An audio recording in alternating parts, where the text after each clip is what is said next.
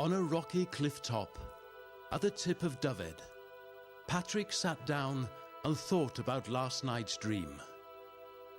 Once more the voice had told him to move on. The church in this valley would be built by the prayers of another holy man. So the young Welshman, who became the future patron saint of Ireland, gazed out over the white sandy bay and across the sea to the distant Irish hills.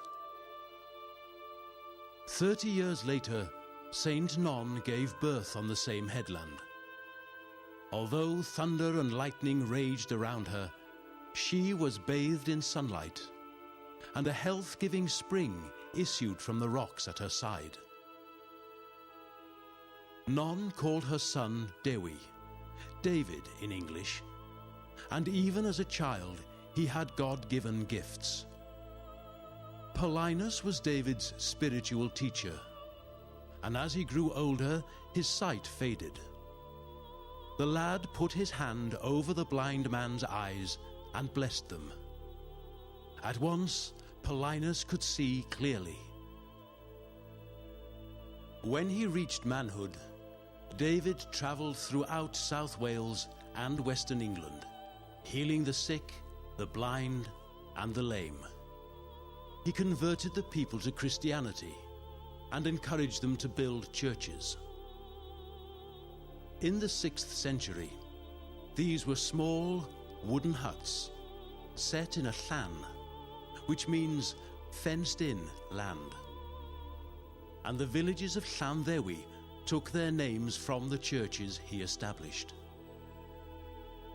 Near Tregaron, David attended a gaggle of bishops, meeting to debate important questions of the day. The crowd was so noisy and boisterous, though, that their words of wisdom couldn't be heard.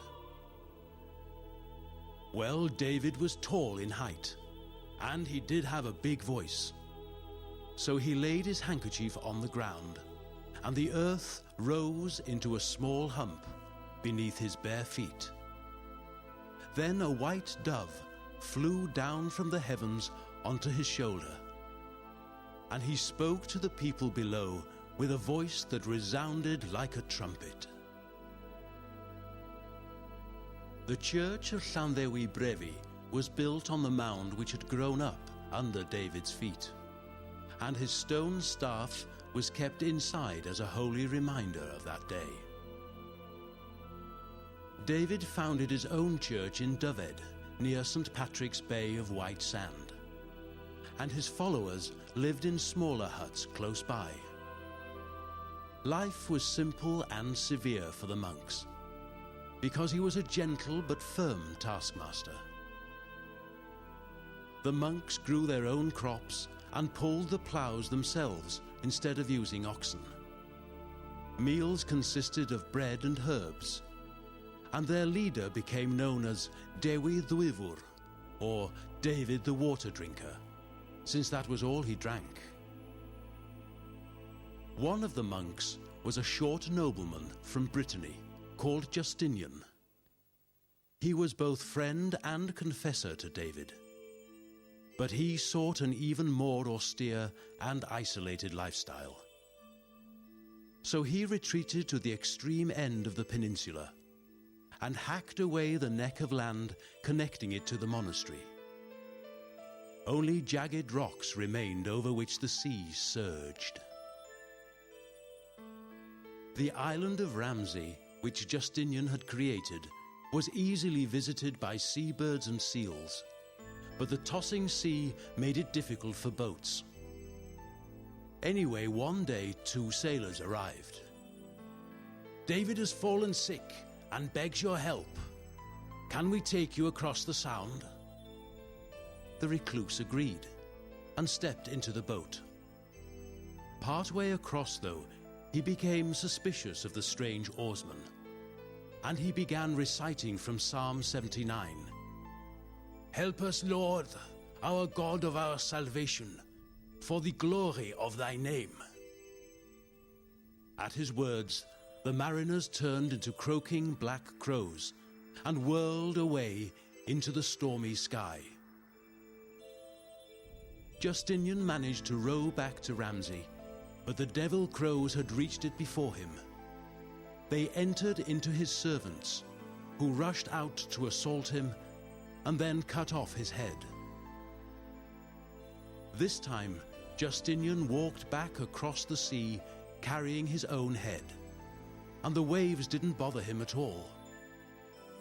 On the mainland, his friends received his spirit and buried his body with dignity. Eventually, David built a new church nearby in the folded hills of the Alyn River Valley, and he spent his life expounding the gospel of Jesus Christ. He went on a pilgrimage to Jerusalem and was confirmed as an Archbishop of Wales. When he died on March the 1st, 589, the Welsh people fasted for 3 days and mourned him deeply. Then the tall bones of David were mixed with the small bones of Justinian and enclosed in a chest within the church. Ever since, Christians and kings have prayed at the shrine of the saints. 2 pilgrimages made to this secluded corner of Wales, equaling the merit of 1 to Rome. Nowadays, visitors descend 39 steps from the city of St. David's to reach the mauve-stoned cathedral, which developed on the site of his wooden church by the Alyn River. Over the centuries, David became known as the patron saint of Wales, and for the last 600 years, March the 1st has been celebrated here as St. David's Day.